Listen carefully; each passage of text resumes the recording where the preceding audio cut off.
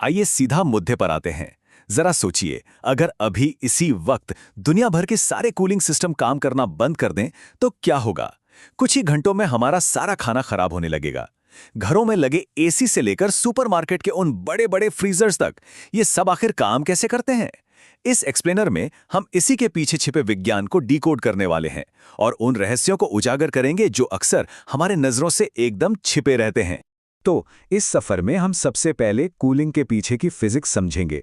उसके बाद vapour compression cycle और कैस्केड सिस्टम्स की बात करेंगे। फिर जानेंगे रेफ्रिजरेंट्स का वो दिलचस्प इतिहास और आखिर में कुछ आम समस्याओं को कैसे सुलझाएं वो भी देखेंगे। चलिए शुरुआत करते हैं हमारे पहले भाग से, कूलिंग की भौतिकी, यानी वो अदृश्य इंजन जो सब कुछ ठंडा रखता है। अब देखिए, प्राकृतिक रूप से गर्मी हमेशा गर्म जगह से ठंडी जगह की तरफ बहती है ना? इस नियम को उलटने के लिए हमारी मशीन को बहुत मेहनत करनी पड़ती है, जिसे विज्ञान में वर्क कहते हैं। यहीं पर काम आता है कोएफिशिएंट ऑफ परफॉर्मेंस, यानी COP। इसे किसी गाड़ी के माइलेज की तरह समझा जा सकता है। मतलब मशीन ने जितनी बिजली खाई, उसके बदले उसने हमें कितनी ठंडक दी। जाहिर है, COP जितना ज्यादा होगा, सिस्टम उतना ही शानदार माना जाएगा। और ये थ्योरी हमें एक बहुत ही दिलचस्प कॉन्सेप्ट तक ले जाती है, रिवर्स्ड कार्नोट साइकिल। सैद्धांतिक तौर पर किन्हीं दो तापमानों के बीच काम करने वाला ये सबसे बेहतरीन और कुशल सिस्टम है। लेकिन यहाँ एक बहुत बड़ा पेच है, ये सिर्फ कागज पर ही मुमकिन है। असल जिंदगी में इसे बनाने के लिए एक ऐसा कंप्रेसर चाहिए होगा जो गैस और लिक्विड दोनों को एक साथ बिना खराब हुए हैंडल कर सके, जो कि व्यावहारिक रूप से बिल्कुल असंभव है। तो जब कागजी थ्योरी काम नहीं आई तो हमने क्या किया? यहीं से हम आते हैं अपने दूसरे भाग पर, वेपर कंप्रेशन साइकिल, जहां थ्योरी असलियत से टकराती है। क्योंकि कार्नोट साइकिल बनाना मुमकिन नहीं था, इसलिए इंजीनियर्स ने ये बेहद प्रैक्टिकल तरीका निकाला जो आज पूरी दुनिया में इस्तेमाल होता है। इसमें 4 मुख्य खिलाड़ी हैं: इवेपोरेटर, कंप्रेसर, कंडेंसर और एक्सपेंशन वाल्व। इन्हें किसी मशीन के दिल और फेफड़ों की तरह माना जा सकता है, जो रेफ्रिजरेंट रूपी केमिकल खून को पूरे सिस्टम में पंप करते हैं। इवेपोरेटर गर्मी सोखता है, कंप्रेसर उसका प्रेशर बढ़ाता है और कंडेंसर उस गर्मी को बाहर फेंक देता है। बिल्कुल एक परफेक्ट टीम वर्क। लेकिन रुकिए, जो चीज गणित के पन्नों पर एकदम आइडियल या परफेक्ट दिखती है, असल जिंदगी में वैसी होती नहीं है।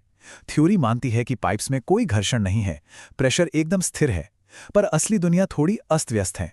लंबी पाइपलाइंस में घर्षण की वजह से प्रेशर ड्रॉप होता है। कंप्रेसर भी 100% परफेक्शन के साथ काम नहीं करते, और सिस्टम को बेहतर बनाने के लिए हमें लिक्विड को जानबूझकर सबकूल भी करना पड़ता है। अब आगे बढ़ते हैं भाग 3 की तरफ, कैस्केड सिस्टम्स, यानी जब हमें सामान्य कूलिंग की सीमाओं को पार करना हो। तो जब साधारण एसी या फ्रिज से काम नहीं चलता, मान लीजिए हमें जीवन रक्षक दवाइयों को स्टोर करना है या किसी बहुत ही ठंडे इंडस्ट्रियल फ्रीजर की जरूरत है, तब ये कैस्केड सिस्टम मैदान में आते हैं। आइए देखते हैं ये कैसे काम करता है। इसमें 2 अलग अलग साइकिल्स को एक के बाद एक जोड़ा जाता है। सबसे कमाल की बात यह है कि जो लो टेम्परेचर वाले सिस्टम का कंडेंसर है, वही हाई टेम्परेचर वाले सिस्टम के इवेपोरेटर का काम करता है। ये दोनों एक हीट एक्सचेंजर शेयर करते हैं, जिससे पूरा का पूरा COP एकदम से बूस्ट हो जाता है ना कमाल की इंजीनियरिंग? चलिए अब मशीनों से हटकर उन रसायनों की बात करते हैं जो असल में ये गर्मी खींचते हैं। भाग 4, रेफ्रिजरेंट्स का विकास।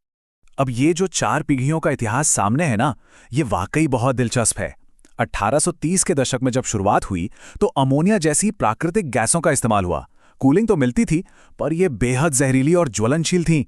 फिर सुरक्षा को ध्यान में रखते हुए 1920 के दशक में आए CFCs। ये सुरक्षित तो थे, लेकिन उन्होंने हमारी ओजोन परत को बहुत नुकसान पहुंचाया। फिर 90 के दशक में HFCs ने ओजोन को तो बचा लिया, लेकिन ग्लोबल वार्मिंग बढ़ा दी। मतलब विज्ञान की हर पीढ़ी ने पिछली प्रॉब्लम को तो सॉल्व किया, लेकिन अनजाने में एक नई मुसीबत खड़ी कर दी। लेकिन इन चुनौतियों के सामने इंसान ने कभी हार नहीं मानी।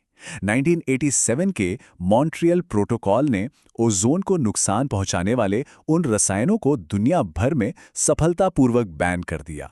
और फिर हाल ही में 2016 के किगाली संशोधन ने उन HFCs को धीरे धीरे हटाने का लक्ष्य रखा जो ग्लोबल वार्मिंग बढ़ा रहे थे। ये इस बात का एक बेहतरीन उदाहरण है कि कैसे हम पर्यावरण को बचाने के लिए एकजुट होकर नए तरीके खोजते रहते हैं। और अब इन सारी थियरीज और इतिहास से बाहर निकलकर असल जिंदगी में चलते हैं। भाग 5, जब ये सिस्टम खराब हो जाते हैं तो क्या होता है? चाहे सिस्टम की फिजिक्स कितनी भी खूबसूरत क्यों ना हो, मशीनें तो आखिर मशीनें हैं, मैकेनिकल दिक्कतें तो आएंगी ही। उदाहरण के लिए अगर सिस्टम में गैस कम हो गई है, जिसे अंडर चार्जिंग कहते हैं, तो साइड ग्लास में बुलबुले दिखने लगेंगे और कंप्रेसर बहुत गर्म हो जाएगा। इसका सीधा मतलब है कि कहीं लीकेज है। अगर सिस्टम में नमी आ जाए तो एक्सपेंशन वाल्व जम सकता है, जिसके लिए सिलिका जेल बदलना पड़ता है। और अगर हवा अंदर चली जाए तो प्रेशर गेज अजीब तरह से जंप करने लगेगा। इन सब का एक ही पक्का इलाज है, सही रखरखाव।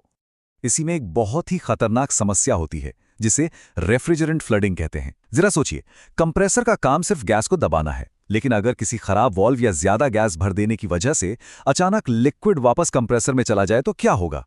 इससे कंप्रेसर अंदर से बुरी तरह टूट सकता है और बेहद महंगे यांत्रिक क्षति हो सकती है।